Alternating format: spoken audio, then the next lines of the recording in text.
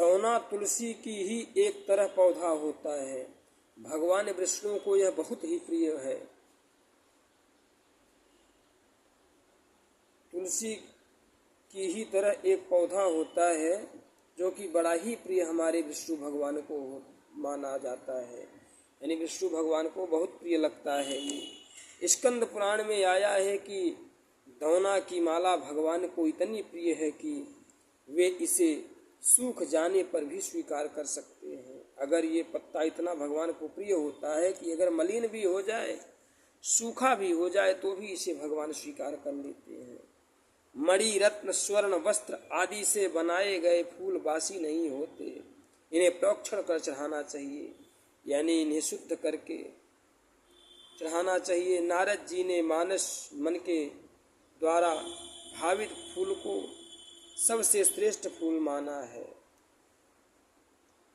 उन्होंने देवराज इंद्र को बतलाया है कि हजारों करोड़ों बाह्य मानस फूल चढ़ाने से प्राप्त हो जाता है। इससे मानस पुष्प ही उत्तम पुष्प है। बाह्य पुष्प हो, पुष्प तो निर्माल्य भी होते हैं। मानस पुष्प में बासी आदि कोई दोष नहीं होता। इसलिए पूजा करते समय मन से गढ़कर फूल चढ़ाने का अद्भुत आनंद अवश्य प्राप्त करना चाहिए, ऐसा बताते हैं। सामान्यतया निषिद्ध फूल, अब निषिद्ध फूल क्या है उसके विषय में बता रहे हैं यहाँ पर। यहाँ उन निषिद्धों को दिया जा रहा है जो सामान्यतया सब पूजा में सब फूलों पर लागू होते हैं। भगवान पर चढ़ाया हुआ फूल निर्माल्य कहलाता है।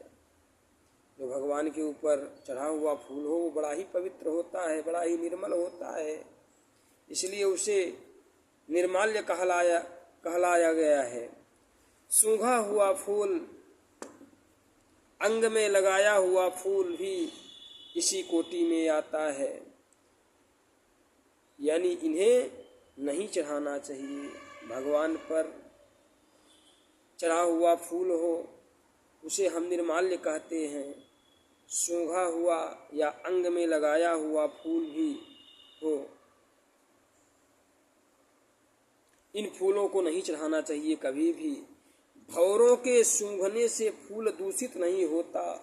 जो फूल अपवित्र बर्तन में रख दिया गया हो, अपवित्र स्थान में उत्पन्न हो, आग से झुलस गया हो, कीड़ों से विद्ध हो, सुंदर ना हो, जिसकी पंखुड़ियां बिखर गई हों, जो पृथ्वी पर गिर पड़ा हो, जो पूर्णतः खिला ना हो, जिसमें खट्टी गंध या सड़ाध आती हो, निर्गंध हो या उग्र गंध वाला हो, ऐसे पुष्पों को नहीं चढ़ाना चाहिए। जो फूल बाएं हाथ पहनने वाले अधोवस्त्र आग और रेकड़े पत्ते में रखकर लाए गए हों, वे फूल ताज्य हैं, यानी कि हमें हाथ का भी ध्यान देना चाहिए। हमें सदैव जो है फूल बाएं हाथ से बता रहे हैं कि जो फूल बाएं हाथ पहनने वाले अधोवस्त्र आग और रेकड़े पत्ते में रखकर लाए गए हों, वे फूल ताज्य होते हैं। कलियों को चढ़ाना मना है, किंतु यह निषेध कमल पर लागू नहीं होता है। फूल को जल में डुबाकर धोना मना है। फूल को जल में डुबा करके नहीं धोना चाहिए, केवल जल से उसका सिंचन करना चाहिए, प्रोक्षण कर देना चाहिए।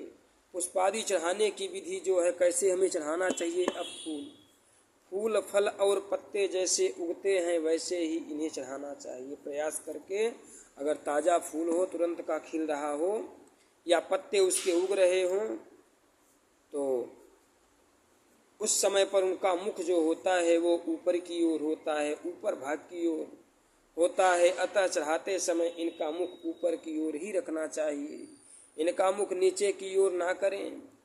दुर्वा एवं तुलसी दल को अपनी ओर, बिल्व पत्र नीचे मुख चढ़ाना चाहिए। इनसे भिन्न पत्तों को ऊपर मुख कर या नीचे मुख कर दोनों ही प्रकार से चढ़ाया जा सकता है। दाहिने हाथ के करतल को उत्तान कर मध्यमा अनामिका और अंगूठे की सहायता से फूल चढ़ाना चाहिए। उससे चढ़ाने से हमें अतिशीघ्र उसका लाभ प्राप्त होता है और हमें पुण्य उसका मिलता है।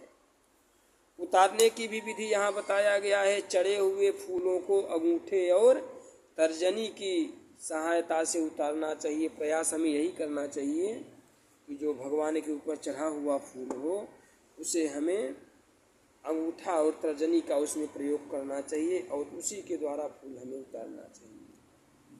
हमें प्रयत्न करना चाहिए, प्रयत्नशील होना चाहिए, क्योंकि जीवन जो है ये प्रयत्नशील बताया गया है। करते रहो, चलते रहो, संघर्ष करते रहो। कर्म प्रधान विश्व करि राखा, जो जस करै सो फल तस चाखा।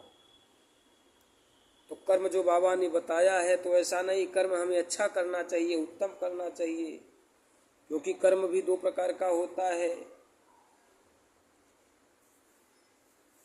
तो इसलिए हमें कौन सा कर्म करना चाहिए उसी हिसाब से हमें कार्य करना चाहिए। प्रयास करके हमें उत्तम कर्म सदैव करना चाहिए और उसी के अनुसार हमें जीवन को यापन करना चाहिए।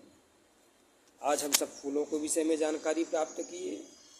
अब आगे जो है फिर बताया जाएगा। इसी क्रम से हमें कुछ न कुछ अच्छी अच्छी जानकारियाँ मिलती रहेंगी। हमारे वीडियो को